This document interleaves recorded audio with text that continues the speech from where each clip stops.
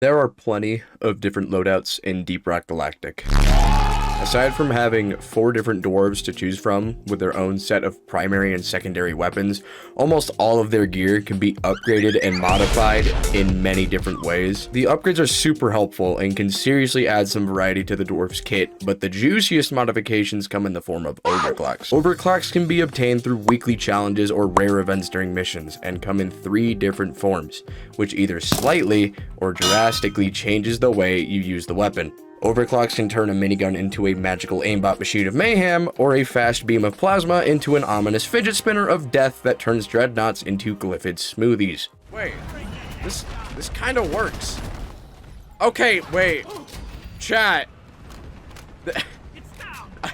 Wow! Spinning death, my beloved. However, when you earn an overclock, you never really get to choose what specific overclock you want. The most control you get is what specific dwarf will be receiving the overclock in question, which is why tutorials and guides that involve these really cool and flashy overclocks might be really useless to people who don't yet have them. And that's why your boy Skinny Penis is making this video. I'm going to be showing off 4 loadouts, 1 for each dwarf, that I find to be pretty efficient and uses 0 overclocks whatsoever. So just about everyone can use them. The only thing you really need for these builds are the required weapons, upgrades, perks, you know, stuff like that.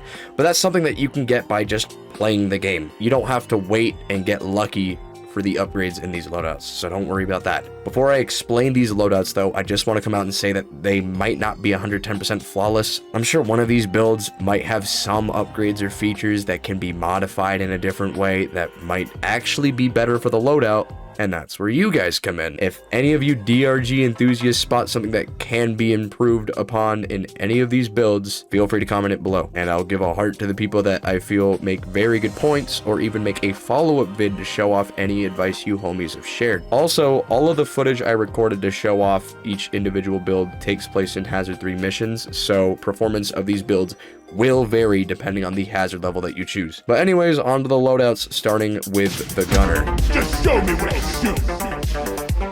Out of the 4 playable dwarves in the game, the gunner is probably the most straightforward. I mean, in a team scenario, your job is just, you know, gun big, it kill bug good. Which is why the build for gunner is super freaking simple. The minigun is designed to handle most bugs with relative ease, and the increased ammo supply in Pierce allows you to kill more bugs before you have to rely on other weapons or a resupply for ammo. The revolver is built to have a lot of damage, with a massive boost to its damage if you hit a weak point. This is because the revolver is reserved to deal with tougher enemies like praetors or oppressors, since it can cut through tanky enemies quickly with some well-aimed shots to the weak points. Getting accuracy on both weapons is really good because it will allow you to eliminate most targets from safe distances if you prefer not to get close. As for the rest of his gear, you can really just use what you want, upgrade it how you want, whatever. Personally, I find the sticky grenades to be really useful because its instant burst of massive AoE and tons of damage will easily delete any weak bugs in the area and leave bigger bugs open for attacks from your other weapons if they survive. You can also use whatever perks you want here, but I do recommend you grab Dash. Gunner doesn't have many options to make quick getaways like other dwarves do, so having a quick burst of speed could be exactly what you need to survive a sticky situation. Next up is the Scout. Time to light this shit up. He typically doesn't deal a massive amount of damage in little time like other dwarves can, which is why his build focuses more on one simple goal: move fast. His assault rifle focuses on a good balance of damage and accuracy, but also rewards you with a speed boost on kill, allowing you to more easily reposition during fights against hordes of enemies, or just GTFO if you want. I don't know, it's up to you. His shotgun, while having a low ammo supply with this build, focuses on nothing but high burst damage. All of it, actually. This allows you to take away a scary amount of health from bugs in a single close range shot, which allows you to clear out any enemies who are giving you a scare, or eliminate bigger bugs if you are all alone. When it comes to his grappling hook, one of the upgrades gives you a burst of speed when you use your hook, which is why we go for it in this loadout. This allows you to zoom through caves while your hook is on cooldown, though you can switch this upgrade if you enjoy the lower cooldown or the safety of reduced fall damage. Personally, I prefer the speed boost because this allows me to stay mobile without relying on just the hook. As for his grenades, I personally like to use IFGs because they are really good at locking down a certain area and remaining safe within that area during scarier situations where you or your team cannot really run or hide. As for the perks, I recommend you take Vampire. This will allow you to power swing enemies as you roam caves to regain HP, leaving the red sugar deposits for your team. Heightened Senses and Hover Boots are also great choices for Scout, as this allows him to separate from his team more often without running the risk of dying far away from your team, because we all know that Scouts are just cave leech bait. The Driller is next, and his loadout is definitely my favorite of the four. Using the Driller's Cryo Cannon, you're able to freeze almost any enemy in the game, which not only prevents them from moving and attacking, but also increases the damage they take from all sources. And this leaves the bugs wide open for the second crucial part of this build: melee kills. You see, the Vampire perk is necessary for this build because you regain health on a melee kill. But a melee kill isn't just limited to your pickaxe, you silly, blissfully ignorant little goober. Vampire will also grant HP on kills from your drills and impact axe throws.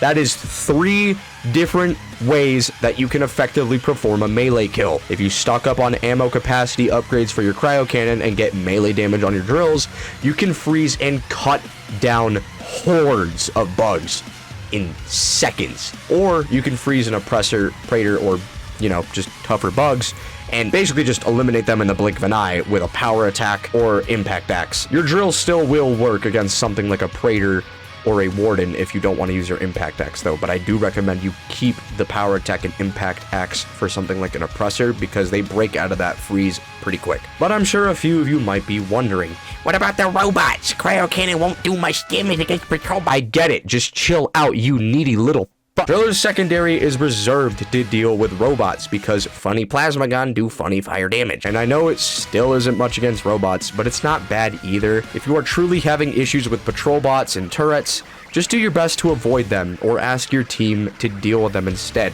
This build typically doesn't do too well against robots. The secondary is like the best you can do against it. If you really don't like it, just switch to a flamethrower or something. I don't care. Cut him off, cut him down, that's the way. Lastly, we have the Engineer, who's basically another support dwarf, kind of like the Scout. But instead of relying on overwhelming speed to scout caves and avoid danger, the Engie is able to control the flow of swarms by preparing defenses at certain points in the cave where bugs are most likely to be flooding in from, especially when your team is dug in for a swarm or during escort duty or salvage operation missions when your team is frequently sticking to one spot and you're all fighting for your lives. Engineer's Shotgun is a very great choice for dwarves who don't have any overclocks yet, especially because Turret Whip is basically just an overclock in the form of an upgrade and allows the Engineer to just shoot his sentries to burst down bigger targets. The Breach Cutter is super good at mowing down hordes of bugs with a single well-aimed shot, and its damage helps with eliminating larger bugs. Not to mention you can build stun and plasma trail upgrades into the Breach Cutter, which allows you to do a quick Breach Cutter shot at close range before finishing off the big boys with your trusty shotgun. Your turrets can be varied to handle whatever situation you need to handle, but I find that going with the Gemini turrets makes it very easy to secure massive caves and wipe out any bugs that try to sneak up on you and your team. Proximity mines are also very useful because they act almost like a mini sentry gun on their own. When bugs get close, they blow up, wiping out most bugs in a huge area while stunning and heavily injuring the larger bugs. Not to mention it has multiple charges, allowing it to go off several times before it finally runs out of juice.